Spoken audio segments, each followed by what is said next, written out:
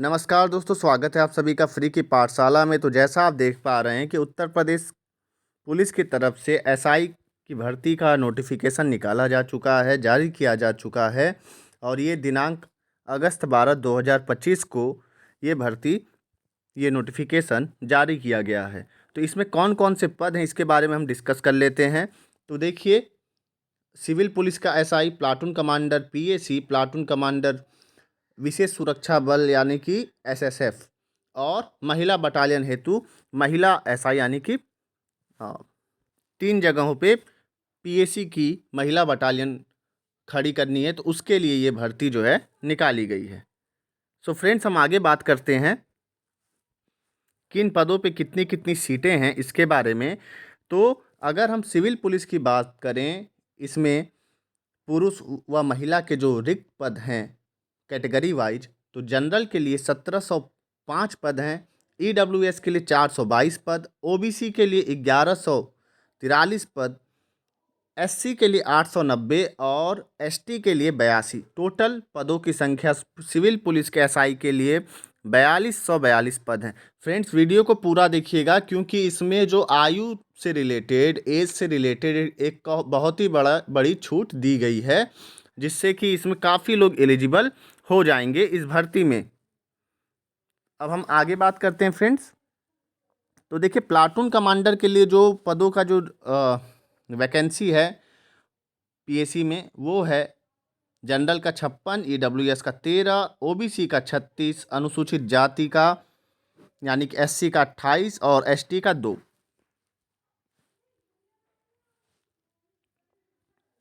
अब एसएसएफ में कितनी सीटें हैं प्लाटून कमांडर के? तो जनरल के 25, ओबीसी का 6, ईडब्ल्यूएस का 6, ओबीसी का 16, एससी का 12 और एसटी का 1। टोटल सीटों की संख्या हो गई यहाँ पे 60। और महिला बटालियन हो हेतु, अब देखिए इसमें तो महिलाएं ही होंगी, केवल महिला अभ्यर्थी के लिए है ये वाली भर्ती, ये वाली कैटेगरी। तो जनरल की 47, ईडब्ल्यूएस का 10, ओबीसी की 27, एससी की 21 और एसटी की 1। टोटल सीटों की संख्या हो जाती है हमारी 101। अब देखिए, जो ऑनलाइन जो आवेदन है उसकी जो कब से शुरू हो जाएगा, वो 12 अगस्त 2025 से शुरू हो जाएगा। और अंतिम तिथि जो है इसकी है 11 सितंबर 2025। और आवेदन शुल्क जमा करने की अंतिम तिथि भी 11 सितंबर 2025 है। ठीक है दोस्तों। अब देखिए, आपको इस नोटिफिकेशन, इस फॉर्म को भरने से पूर्व ओटीआर करना अनिवार्य होगा, यानी कि आपको वन टाइम रजिस्ट्रेशन पहले करना होगा। उसके बाद ही आप जो हैं इस भर्ती को भर पाएंगे।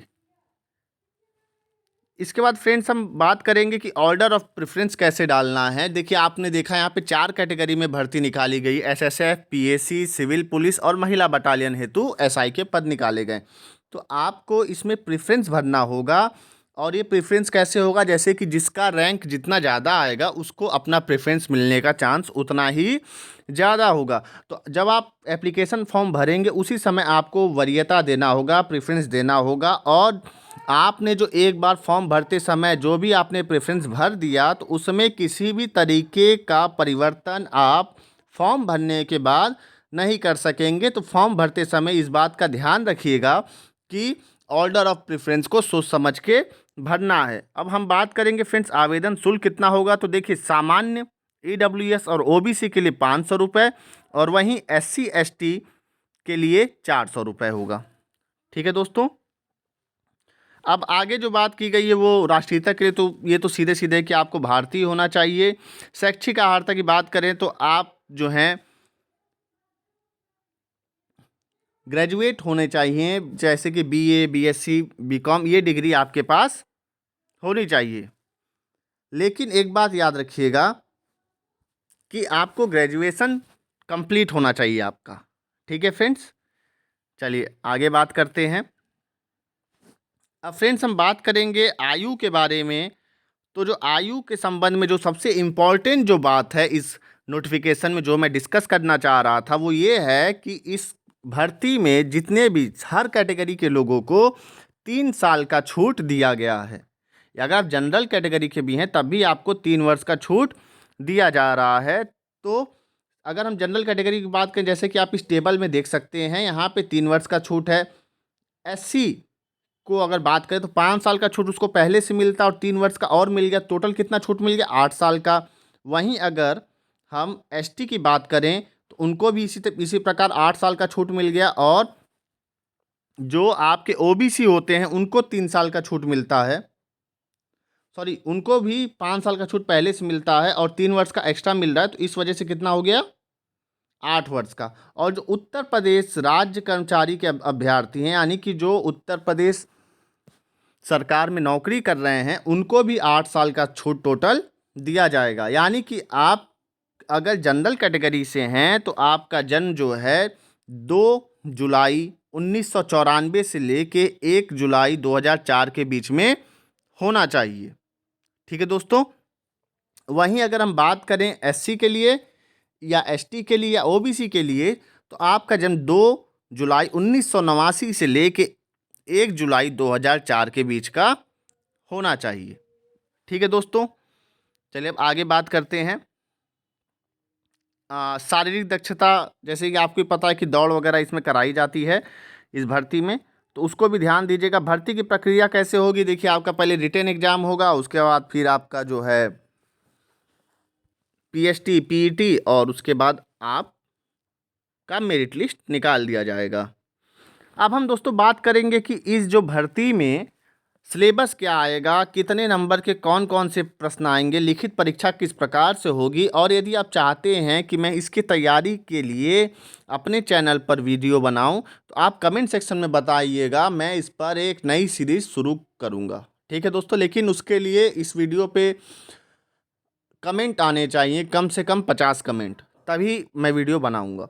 चलिए हम बात करते हैं कि देखिए जो पूरा जो पेपर है उसमें आपके टोटल 160 प्रश्न रहेंगे, 160, और जो टोटल सेक्शन कितने रहेंगे, 4, यानी कि हर सेक्शन के 40 नंबर ऑफ प्रश्न, सॉरी 40 नंबर ऑफ क्वेश्चंस रहेंगे। तो और हर एक सेक्शन को 100 अंक दिया जाएगा। तो सामान्य हिंदी के 40 प्रश्न 100 अंकों के, मूल विधि संविधान सामान्य ज्ञान के 40 प्रश्न वो भी 100 अंकों के, और रीजनिंग के 40 प्रश्न रहेंगे वो भी 100 अंकों के, और मानसिक अभिरुचि के भी 40 प्रश्न रहेंगे। यानी कि ये आपका मैथ हो गया और ये आपका क्या हो गया, रीजनिंग हो गया। ठीक है दोस्तों। सो इसी के बारे में मुझे आपको जानकारी देनी थी। अगर आपको वीडियो अच्छी लगी हो तो वीडियो को लाइक करिएगा, चैनल को भी सब्सक्राइब करिएगा और वीडियो को शेयर करिएगा, जिससे कि ज़्यादा से ज़्यादा लोगों को ये जानकारी पहुंच सके। और अगर आप चाहते हैं किसी प्रकार से भर्तियों से संबंधित सूचना आप तक पहुंच सके तो चैनल को सब्सक्राइब करिएगा। Thank you and stay tuned.